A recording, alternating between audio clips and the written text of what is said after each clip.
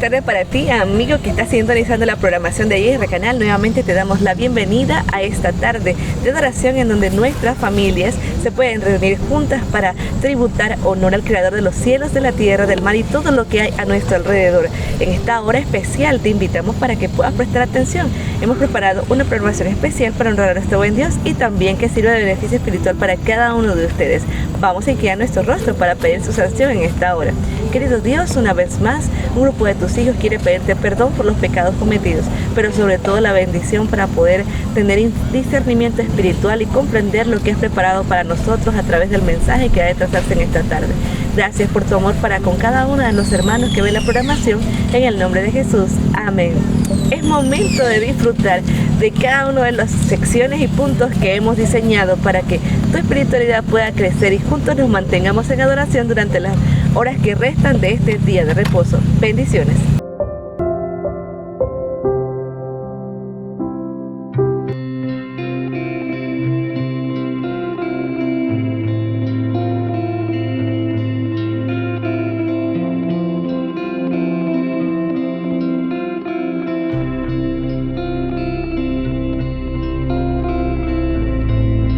Alabanzas.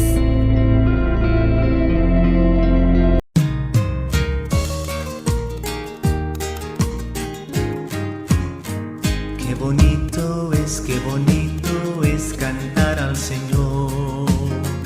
Qué bonito es cantar al Señor. Oh amigo, vamos a cantarle. Qué bonito es cantar al Señor. Qué alegría, qué maravilla, que Cristo quiso morir por mí. Qué alegría, debo alabarle con todo el gozo de mi corazón. Qué bonito es.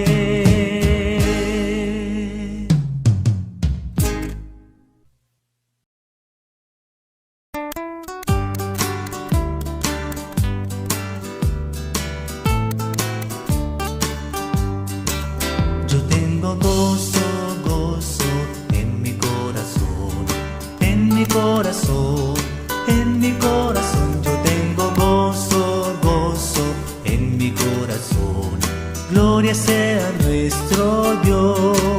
Yo tengo gozo, paz y alegría en mi corazón, en mi corazón, en mi corazón. Yo tengo gozo, paz y alegría en mi corazón. Gloria sea nuestro Dios. Yo tengo a Cristo en mi corazón, en mi corazón, en mi corazón. Yo tengo a Cristo en mi corazón. Gloria sea nuestro Dios.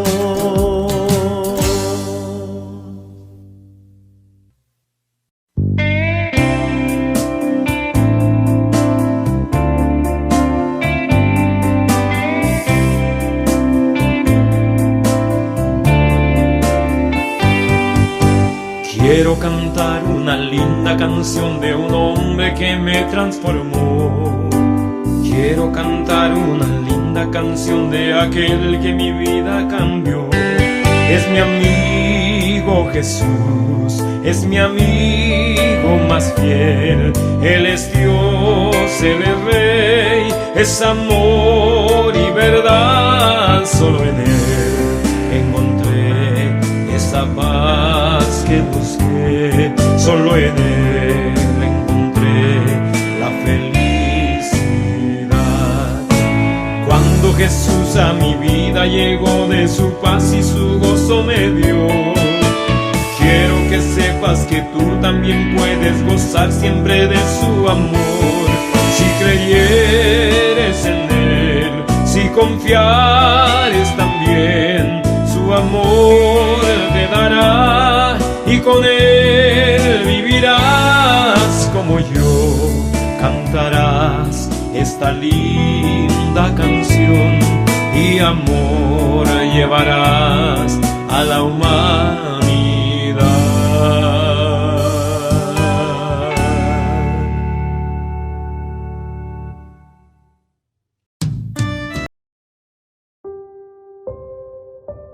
Testimonio.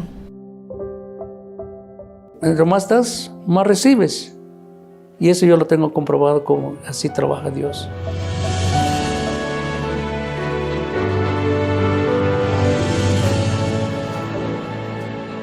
El Evangelio yo lo conocí en 85. La primera vez cuando yo fui a ver a mi mamá allá en mi pueblo. Yo la verdad yo no quería saber nada del Evangelio. Y en 87 fue cuando yo ya me entregué en las cosas de Dios. Y en 88 fue cuando yo me moví para Estados Unidos. Pues yo lo conocí por mi esposo, porque yo no sabía nada de esto. Iba a la iglesia católica, pero pues nomás cuando había fiesta y todo. Cuando me dijo que se tenía que dar diezmos y ofrendas, no entendía bien, pero ya con el tiempo que teníamos cada 8 días dar allá, porque trabajamos los dos, y dábamos, pues ya no me pesaba, pues ya dije, pues esto es para diezmo y ofrenda, y ya lo demás pues ahí va saliendo. Y cuando yo le dije, mira, ¿sabes qué? 10, cuando ella agarró el primer sueldo, su primer cheque, digo, ¿sabes qué? Él dijo, a Dios hay que darlo, son 10%. Pero yo no te voy a forzar. Tiene que salir en ti si tú lo quieres dar, le digo. Dice que diezmo es de Dios, entonces yo se lo doy a Dios, porque cada quien vamos a entrar en cuenta a Dios. Ya después, el 94, 93, 93, llegaron mis hijos allá, de Estados Unidos. Y yo ganaba 150 por semana. Pagaba yo la renta en $600 por mes. Y yo ganaba $600 al mes. Y yo al pesar de que yo ganaba de esa cantidad, yo nunca dejé de dar mis diezmos. Siempre fui fiel a Dios y Él nunca nos abandonó, a pesar de que a veces no teníamos que comer ahí con mis hijos. Pero siempre fiel en mis diezmos. En 97 ya me moví para Minnesota. Y también le doy gracias a Dios porque ahí fue que puedo decir que comencé a levantarme, comencé a trabajar mejor trabajo, mejor sueldo. Y desde ahí después mis hijos me los llevé para allá. Y cuando nosotros llegamos allí no había iglesia. No había iglesia, comenzamos a ir a una iglesia americana. Y mis hijos eran que me interpretaban como pues no habla inglés. Y así estuvimos mucho tiempo allí. Entonces nosotros levantamos una iglesia allí en Wilmar. No había iglesia.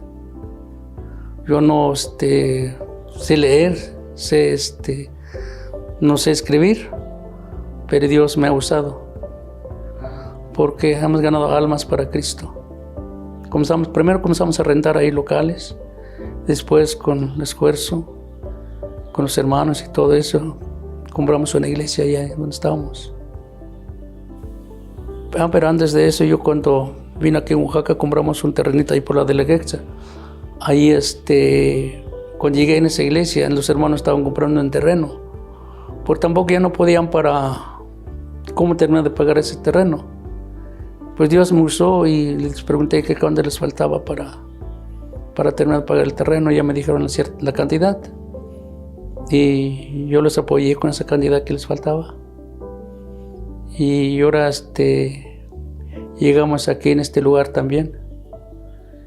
También estamos apoyando lo que podemos. Filipenses 1:6, que Él comenzó una obra en nosotros y Él lo va a perfeccionar cuando Cristo venga. Entonces por eso es que mientras ocurre eso, mientras venga Cristo, nosotros vamos a seguir siendo fieles a Dios, a donde Dios nos dé la vida. Porque muchas veces la gente dice, voy a orar para que Dios me dé. O estoy dando mi diezmo para que Dios me dé. No, nosotros damos lo que Dios ya nos ha dado. Entonces yo le digo a la gente, todos esos que reconozcan, todas las personas que todo lo que tenemos es de Dios, porque en su palabra lo dice. Y así, como dicen que entre más das, más recibes. Y eso yo lo tengo comprobado, como así trabaja Dios.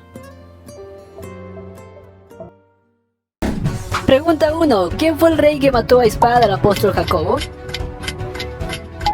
Y la respuesta es Herodes. Hechos capítulo 12 del 1 al 2. Pregunta 2. ¿Cuántos días duró el diluvio en tiempos de Noé? Y la respuesta correcta es 40 días. Génesis capítulo 7, versículo 12. Pregunta 3. ¿Cómo se llamaba el padre del profeta Samuel? Y la respuesta es Elcana. Primer libro de Samuel, capítulo 1 del 1 al 20. Pregunta 4. ¿Cuántos hermanos tenía Jesús según la Biblia? Y la respuesta correcta es 4 hermanos. Mateo capítulo 13, versículo 55. 5. ¿Quién dijo? Bienaventurados los de limpio corazón, porque ellos verán a Dios. Y la respuesta es Jesús. Mateo capítulo 5, versículo 8. Pregunta 6. ¿Quién fue el padre de Nacor y Abraham? Y la respuesta es Taré. Génesis capítulo 11, versículo 27. Pregunta 7. ¿Quién fue la madre que escondió a su hijo por 3 meses? Y la respuesta es Jocabed. Éxodo capítulo 2, versículo 2. Pregunta 8. ¿Cuántos años tenía Adán cuando engendró a su hijo Set? Y la respuesta es 130 años. Génesis capítulo 5, versículo 3. Pregunta 9. ¿Quién fue el padre del gran rey Salomón? Y la respuesta es David. Segundo libro de Samuel, capítulo 12, versículo 24. Pregunta 10. ¿Quién fue el padre terrenal de Jesús? Y la respuesta es José. Juan capítulo 1, versículo 45. Pregunta 11. ¿Cómo se llamaba el hermano de Moisés? Y la respuesta es Aarón. Éxodo capítulo 4, versículo 14. Pregunta 12. ¿Quién escribió el libro de Apocalipsis? Y la respuesta es el apóstol Juan. Apocalipsis capítulo 1, versículo 9. Pregunta 13. ¿Cuántos libros tiene el Antiguo Testamento? Y la respuesta es 39 libros. Pregunta 14. ¿Qué profeta desafió a los profetas de Baal en el Monte Carmelo?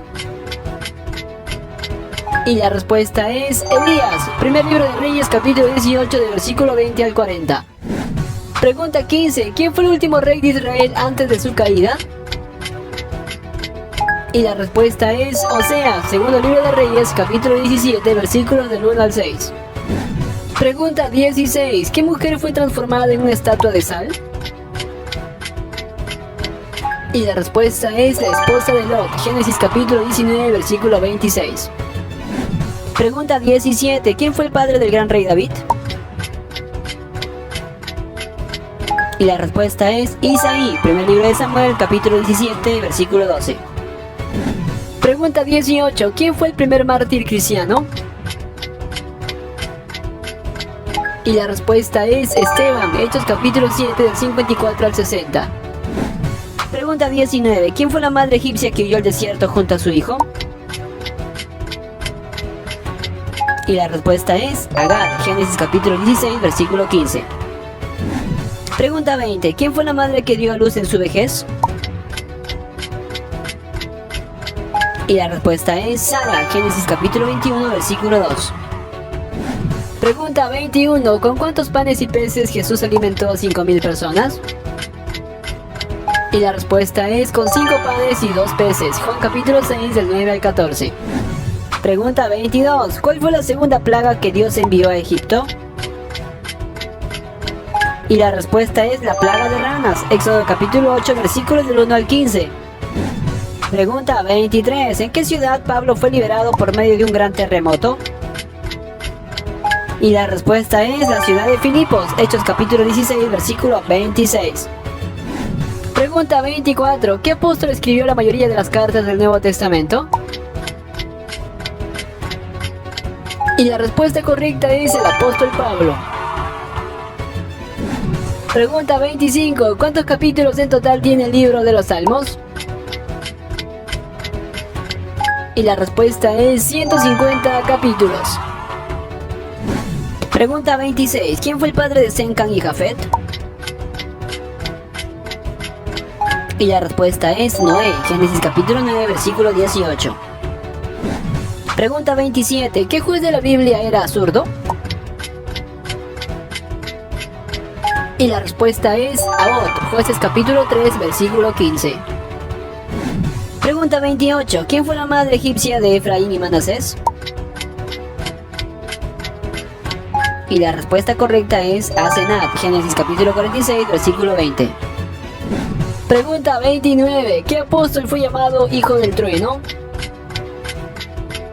Y la respuesta es el apóstol Juan. Marcos capítulo 3, versículo 17. Pregunta 30. ¿Quién fue el primer rey de Judá? Y la respuesta es Roboam. Primer libro de Reyes, capítulo 12, del 1 al 17. Pregunta 31. ¿Quién fue la madre del abuelo del rey David? Y la respuesta correcta es Ruth. Ruth capítulo 4, del 3 al 17.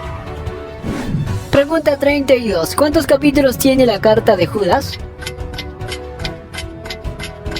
Y la respuesta es un capítulo. Pregunta 33. ¿Quién fue el destinatario del libro de los Hechos? Y la respuesta es Teófilo. Hechos capítulo 1, versículo 1. Pregunta 34. ¿Cuántos años en total vivió Josué? Y la respuesta es 110 años. José capítulo 24, versículo 29. Pregunta 35. ¿Cómo se llamaban los esposos con los que Pablo trabajó haciendo tiendas en la ciudad de Corinto? Y la respuesta es Priscila y Aquila. Hechos capítulo 18, versículos del 1 al 3. Pregunta 36. ¿Qué hombre fue conocido como el hombre conforme al corazón de Dios?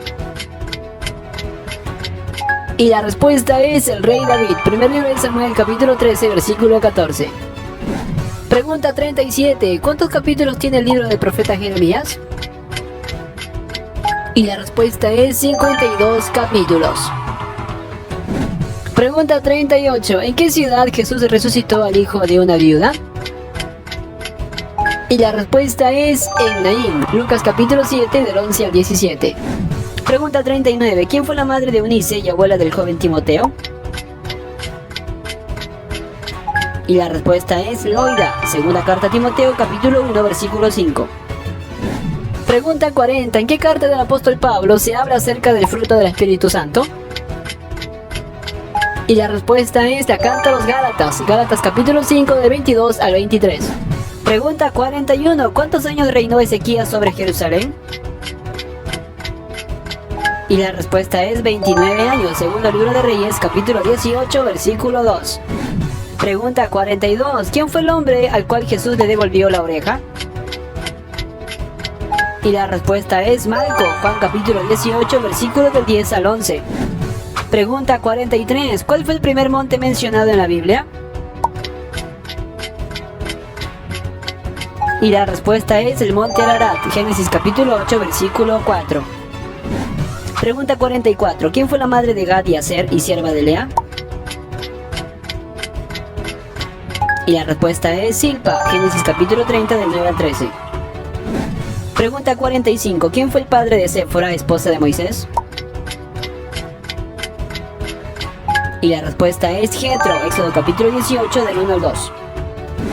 Pregunta 46. ¿Qué rey fue conocido por ser el rey más malvado de Judá? Y la respuesta es Manasés. Segundo libro de Reyes, capítulo 21, del 1 al 18. Pregunta 47. ¿Quién fue la madre del discípulo Jacobo el menor? Y la respuesta es María. Marcos capítulo 15, versículo 40. Pregunta 48. ¿Quién fue la madre de Elifaz y esposa de Esaú? Y la respuesta es Ada. Génesis capítulo 36, versículo 10. Pregunta 49. ¿Qué sacerdote murió en el monte Or? Y la respuesta es Aarón. Números capítulo 20, del versículo 27 al 28. Y pregunta 50. ¿Quién fue la madre de Tubal Caín y esposa de Lamec? Y la respuesta es siga. Génesis capítulo 4, versículo 22. Hoy estudiaremos cómo la iglesia apostólica y postapostólica entra en el gran conflicto entre Dios y Satanás. Nacida de Jesús, la iglesia se unió al gran conflicto de su lado. Sin embargo, la iglesia pronto enfrentaría la misma tentación que Adán y Eva: dudar de la palabra de Jesús y desear un compromiso entre sus mandatos autoritarios y las doctrinas engañosas de Satanás. La lección de esta semana enfatiza que la gran controversia se compone de dos lados desiguales e irreconciliables. Y estos lados son desiguales debido a quién es Dios y quién es el diablo. Si bien Dios es el eterno, el creador y el rey amoroso y justo del universo, el diablo y el mal tienen un comienzo y por lo tanto tendrán un fin. El diablo, el pecado y el mal son aberraciones temporales que, aunque afectan a Dios y al universo entero, serán extinguidos por nuestro Dios todopoderoso, todo amoroso y todo justo. Y en consecuencia, las dos partes involucradas en el gran conflicto, Dios y Satanás, simplemente no pueden llegar a un acuerdo. Es imposible. La Biblia describe el gran conflicto en términos de un conflicto entre dos fuerzas radicalmente opuestas, como la luz versus la oscuridad o la verdad versus la mentira. Es cierto que el lado del mal clama por un compromiso con la verdad, porque ese compromiso es la única posibilidad de supervivencia del mal. El lado del mal busca asegurar su supervivencia a cualquier precio para poder destruir lo que es bueno de Dios. Es por eso que el diablo ha estado trabajando continuamente para traer a la iglesia a transigir, mezclar la verdad con el error. Tristemente, la iglesia cayó en un compromiso. Y al igual que los primeros padres de la humanidad creyeron la mentira, hoy se está creyendo lo mismo. Y los efectos de este compromiso se ven y se sienten hasta el día de hoy. Dios, sin embargo, que es la fuente de verdad y luz, nunca hará concesiones. La confianza en Dios y la fidelidad a la verdad, tal como se revela en Jesús a través de las Escrituras, protegerán a la iglesia del compromiso y evitarán que caigamos presa del diablo. Prepárate para un tema maravilloso.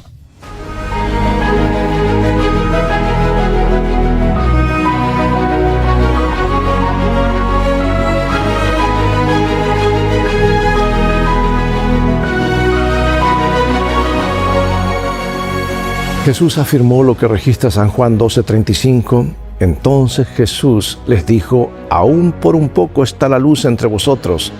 Andad entre tanto que tenéis luz, para que no os sorprendan las tinieblas. Porque el que anda en tinieblas no sabe a dónde va.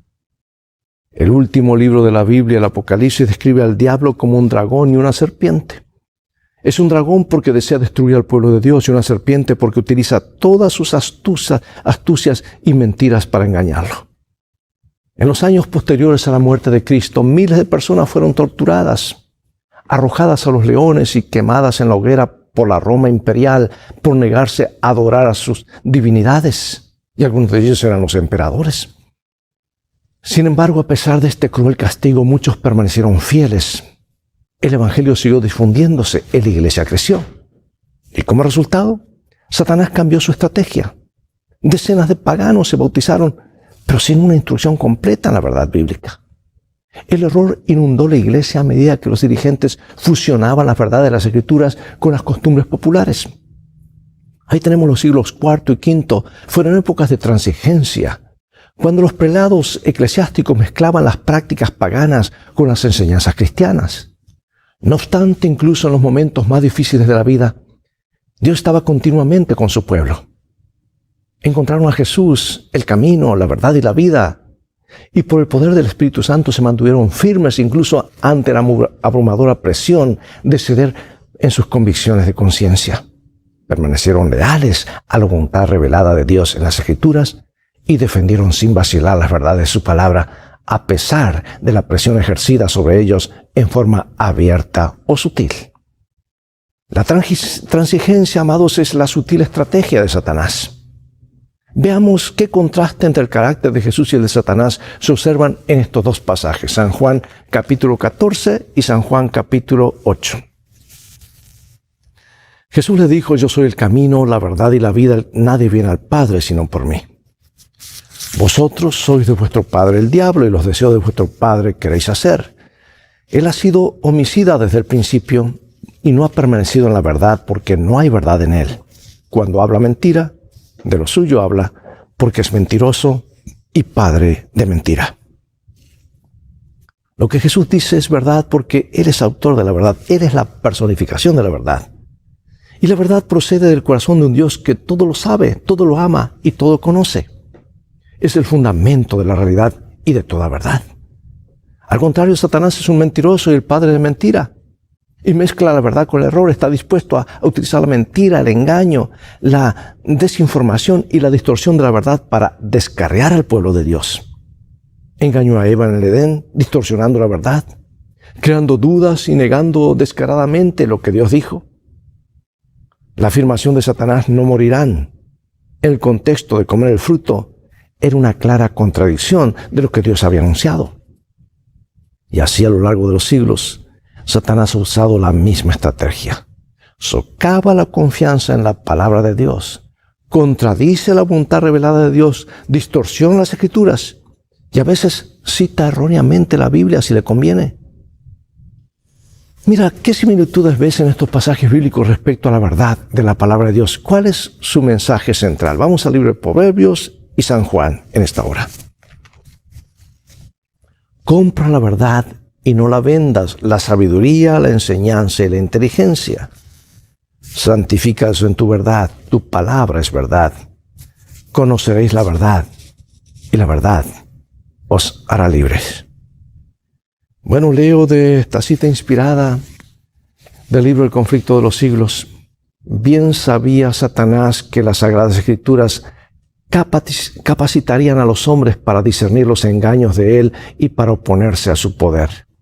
Por medio de la palabra fue como el mismo Salvador del mundo resistió los ataques del tentador. A cada asalto suyo, Cristo presentaba el escudo de la verdad eterna diciendo, escrito está. A cada sugestión del adversario oponía él la sabiduría y el poder de la palabra. Para mantener su poder sobre los hombres y establecer la autoridad del usurpador papal, Satanás necesita que ellos ignoren las Sagradas Escrituras. La Biblia ensalza a Dios y coloca a los hombres seres finitos en su verdadero sitio. Por consiguiente, hay que esconder y suprimir sus verdades sagradas. Esa fue la lógica que adoptó la Iglesia romana. Y por centenares de años fue prohibida la circulación de la Biblia. No se permitía que la gente que la leyese ni que tuviese en sus casas, y sacerdotes y prelados sin principios interpretaban las enseñanzas de ella para sostener sus pretensiones.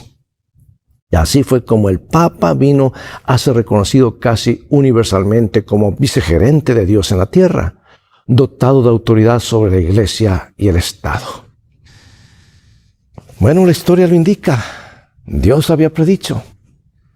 Ahora vamos a ver cómo Satanás intenta distorsionar la palabra de Dios en la actualidad.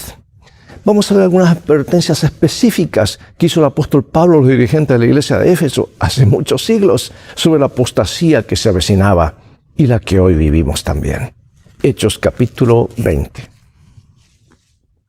Porque no he rehuido anunciaros todo el consejo de Dios.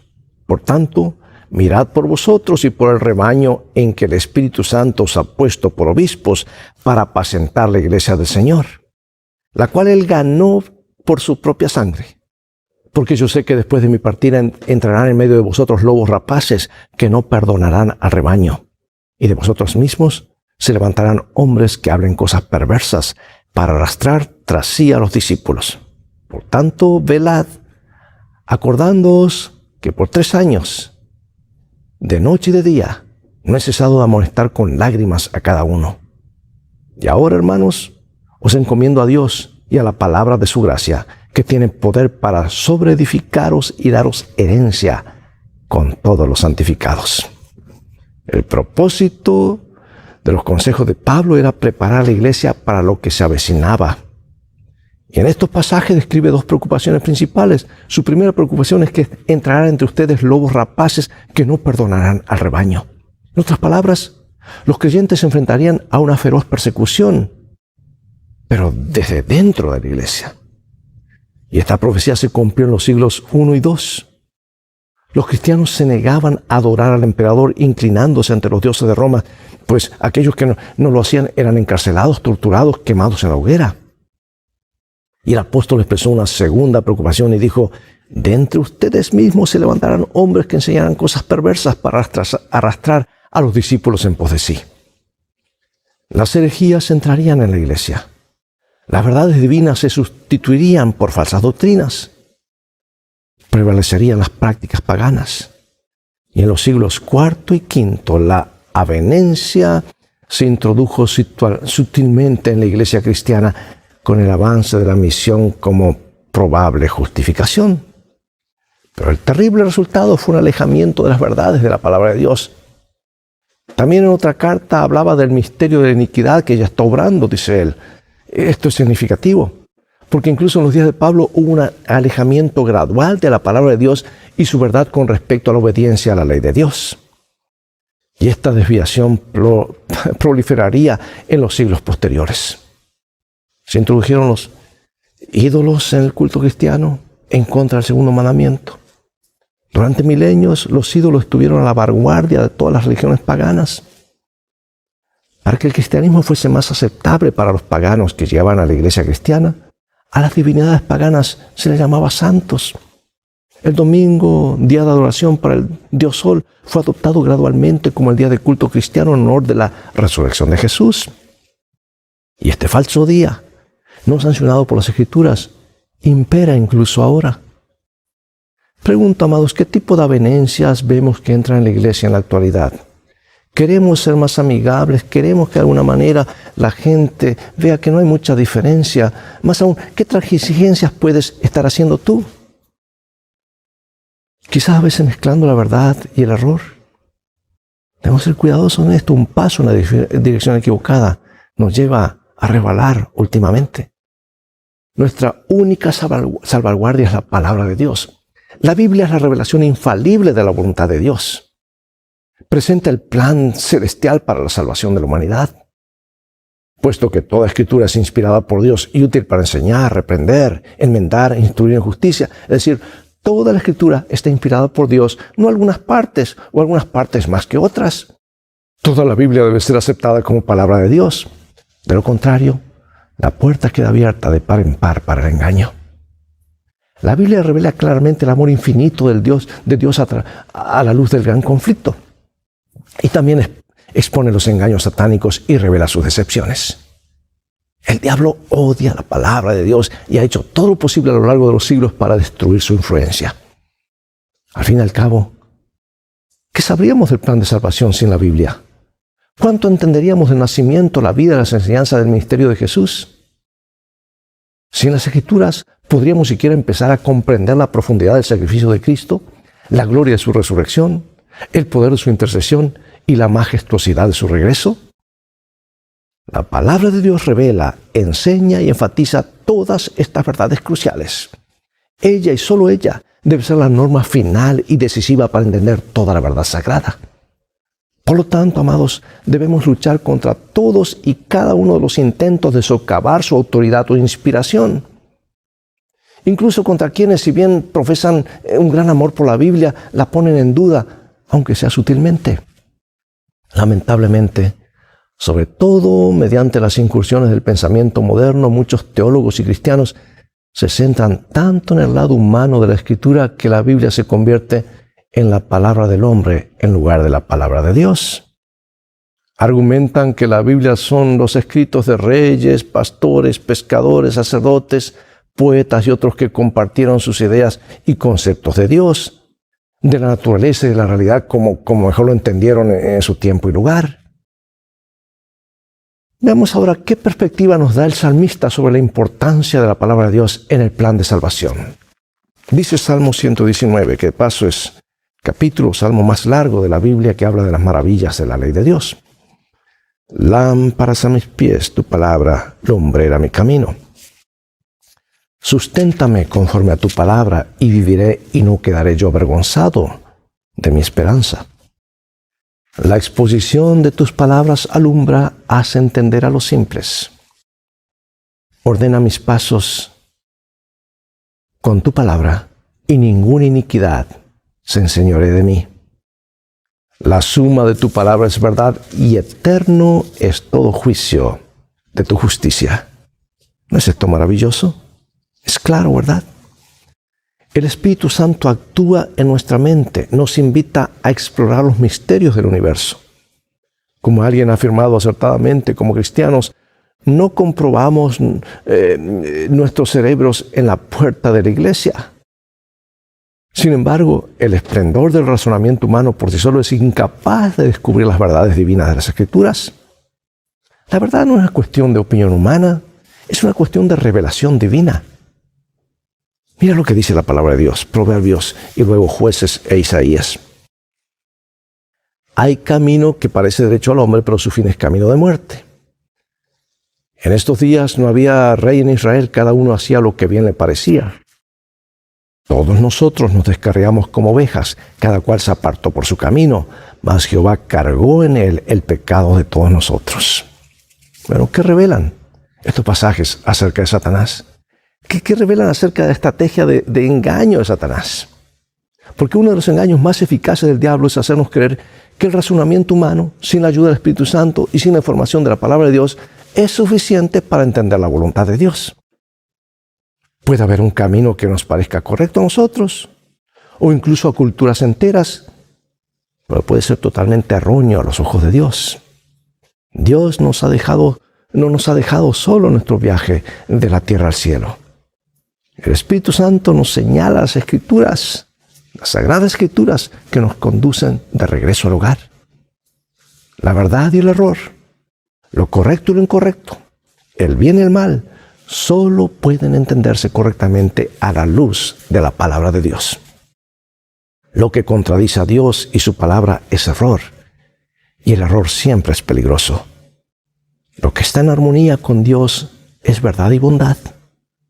Qué importante es que hagamos de la palabra de Dios nuestro árbitro final de la verdad y la moralidad. ¿Por qué la mente humana, sin la ayuda del Espíritu Santo, es incapaz de descubrir la verdad divina? Analiza la relación entre la razón humana y la revelación divina. ¿Cómo nos ayuda realmente la razón a comprender la revelación divina? Por ejemplo, analiza Daniel 2, una profecía que abarca la historia del mundo desde la época de Babilonia hasta nuestro futuro. ¿De qué manera una profecía como esta apela poderosamente a la razón humana? Es lógica, es histórica, habla la verdad.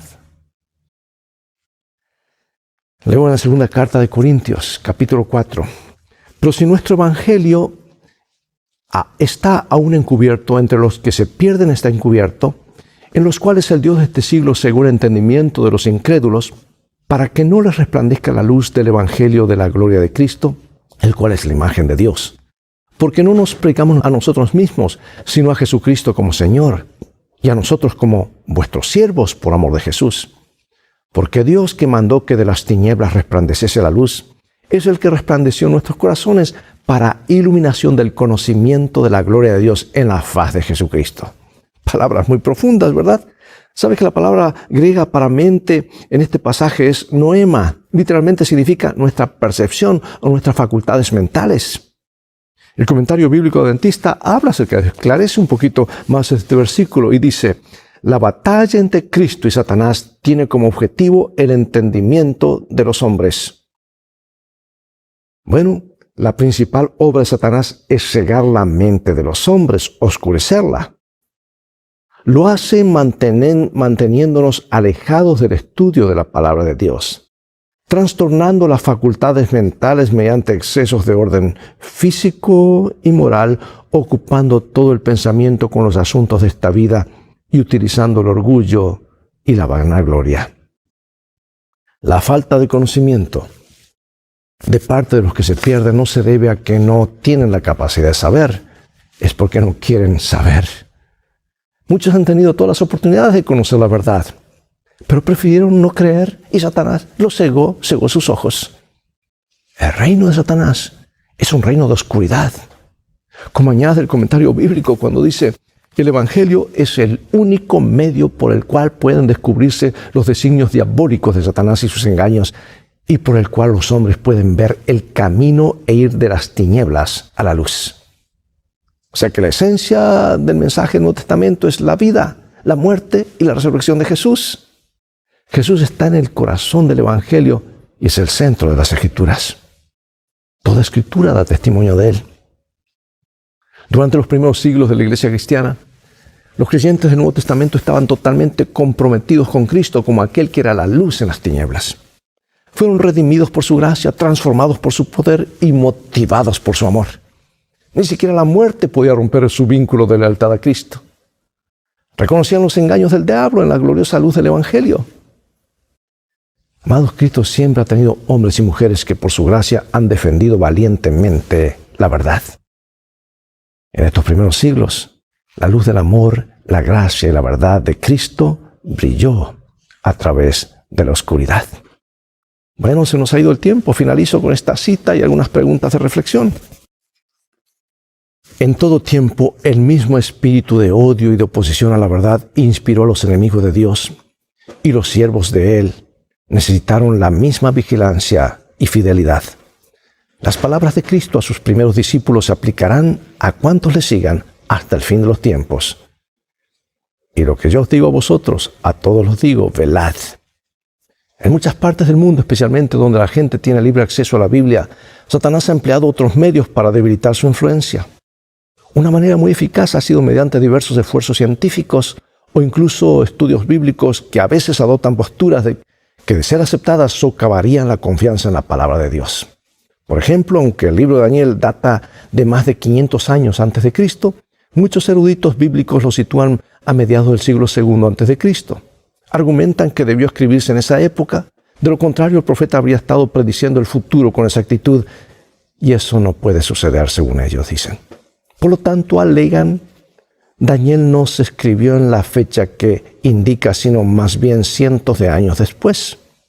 Lamentablemente, esa mentira sobre la Biblia es una de las tantas que los eruditos modernos tratan de endilgarnos. Y lo más lamentable es que muchos aceptan este error porque, en definitiva, los eruditos bíblicos lo enseñan. Con razón, Pablo nos advierte, sometan todo a prueba y retengan lo bueno. ¿Hasta qué punto, amado, Satanás utiliza métodos similares para socavar sutilmente la autoridad de las Escrituras en la actualidad? ¿Cuáles son nuestras mayores salvaguardias? Salvaguardas contra la mala interpretación de la palabra de Dios. El principal intento de Satanás en el gran conflicto entre el bien y el mal es difamar el carácter de Dios y presentarlo como un tirano autoritario y falto de amor. ¿A qué criterio o criterios apela tu cultura para determinar qué es la verdad? Hoy cuando todos dicen, pues, esta es mi verdad, esa es tu verdad, tiene que haber una fuente. Tiene que haber una norma universal, y esa es la palabra de Dios. ¿Cuáles son las fuentes de verdad en tu sociedad, religión o cultura? Haz lo que quieras, lo que te parece. ¿De qué manera, si es que hay alguna, ve tu sociedad o la cultura la Biblia como la fuente de verdad sobre el origen, significado, dirección y destino de nuestro mundo?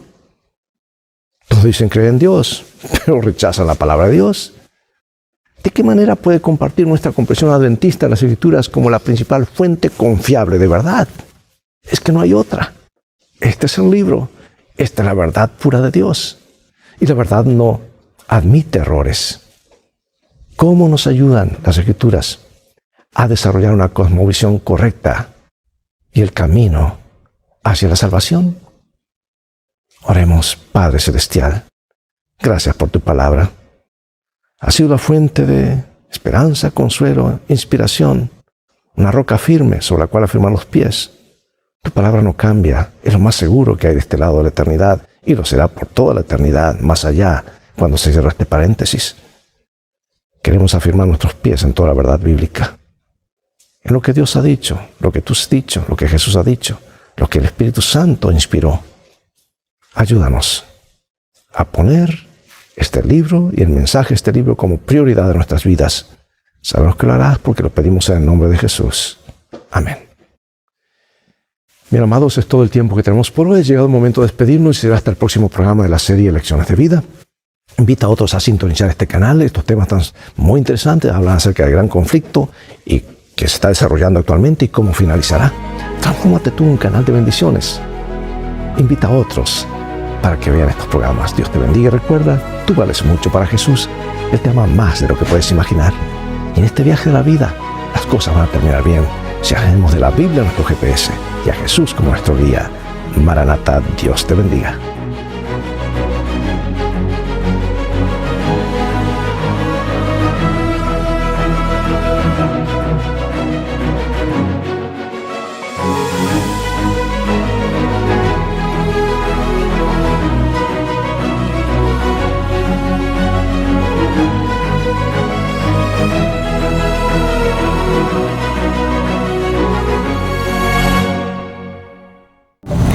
Gracias por acompañarnos, que pasen una linda semana y que nuestro Creador dirija cada una de sus vidas y sus proyectos. Saludos.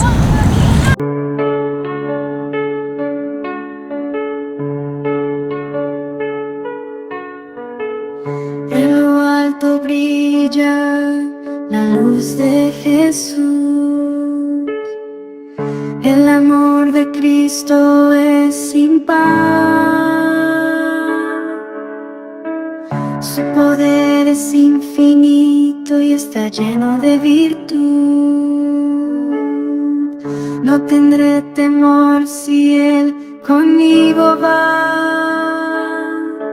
El amor de Cristo es incomparable, su poder inigualable. ¿A quién temeré si a mi lado va? Con Él la victoria alcanzaré. Conmigo,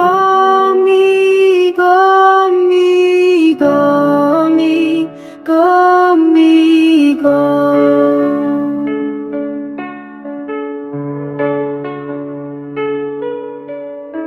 En la tormenta Jesús es mi paz, y en la oscuridad siempre serás mi luz. Su amor eterno nunca me faltará, y con Jesús nunca más temeré. El amor de Cristo es incomparable, su poder inigualable. ¿A quién temeré si a mi lado va? Con Él la victoria alcanzaré, alcanzaré, alcanzaré.